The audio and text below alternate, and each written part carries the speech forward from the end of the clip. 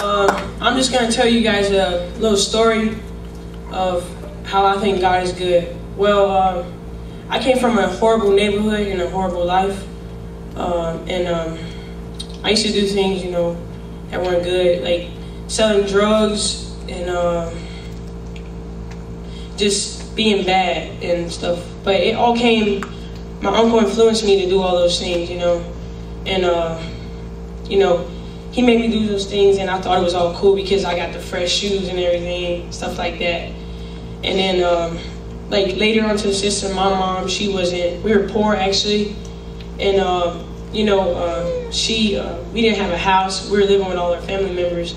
And every last one of our family members were getting mad at my mom because she was staying with everybody else. And through that trial, whatever, we got taken away, me and my brothers and sisters, we got taken away from our mom. And because of my mom, my grandma and my uncle, they abused my sister and me one time in the morning. We just woke up and they just like started hitting us and yelling at us and doing stuff. And it ended up, I walked into the kitchen and my uncle was choking my little sister. And I ran out of the house with my little sisters, but my two other little brothers were still in the house. And so I went to go get my mom, who was down the street at my aunt's house. And I went to go tell her, and she started crying. So she ran home, and I was like, "What are you gonna do?" And she told me and my sister to wait outside. And then she went inside, and she went in the attic and got my uncle's gun. And she went out into the living room and pointed it to my grandmother's head.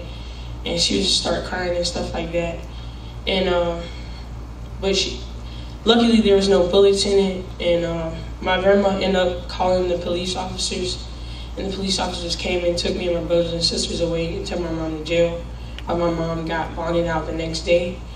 And when we got taken away, I stayed in a place called His House Children's Home. I stayed with my aunt because she wanted custody of me, but my aunt was abusing me too. She was hitting me, her boyfriend was hitting me too. Like, if I would get bad grades in school, they'll like abuse me for not being smart. And I got taken away from there because one night me and my sister were talking on the phone, and I told her I didn't want to live with my aunt. So he called my case manager, and I left the next morning. And I went to a place called His House Children's Home, and then there's a family called the Pittmans, and I lived with them for about 1.5 years, but things didn't work out. And then I had to go back because they said, you know, we were having ups and downs. They wanted me to get like straight A's in school, and I'm not just saying it was them, it was me too, because I had a bad anger when I lived with them because of all the things that had happened, and I didn't trust anybody.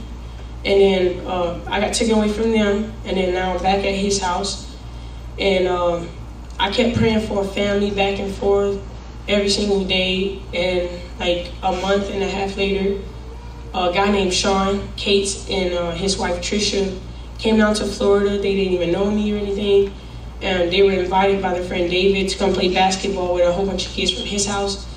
And we played basketball and stuff like that.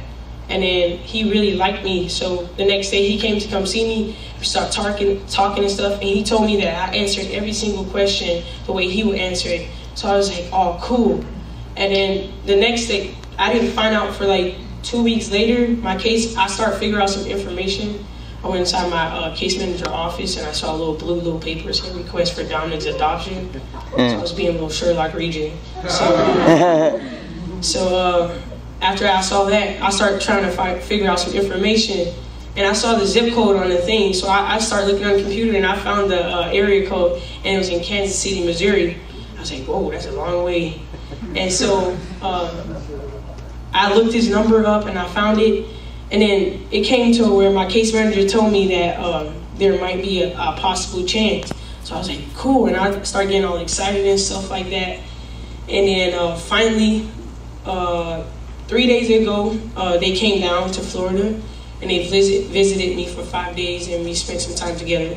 They have all the paperwork done. All they need is a home study, and I'll be able to go to Kansas City, Missouri with them. And I just want you guys to pray for me for that, for the adoption process. And I have a little rap to share with you guys. Oh snap! Oh snap! So when I sing, I want you guys to clap your hands like that, alright? It goes like this. Uh-oh. It goes like this. There once was this boy named Dom. He was taken away from his mom. Yes, he didn't know what was wrong until his girl said he was never going back home. Now he's sitting in his room crying, screaming out loud, saying he feels like dying. See, he never went to church. All he did was sell drugs and liquor stores with many skirts. See, now he's feeling good, selling drugs, his job. Now he's living in the hood. Yes, he's walking around with his pants in the low. Yes, he stole things from his neighborhood corner store. He was a neighborhood thief, walking around, punching people in the streets. Yes, he thought it was cool. Skipping school was on the list of his rules. Being rude to his teachers, almost close to being kicked out of school. Now life is getting hard. See, on the other hand, his life is scarred. It's falling apart, close to being stabbed to leave a permanent mark. Now he's getting scared, thinking about his life on top of his bunk bed. He decided to go to church. He really liked it when he came. I guess he liked what the pastor spoke. On that day, he was saved. No more selling drugs, no more getting paid. Thanks, everybody.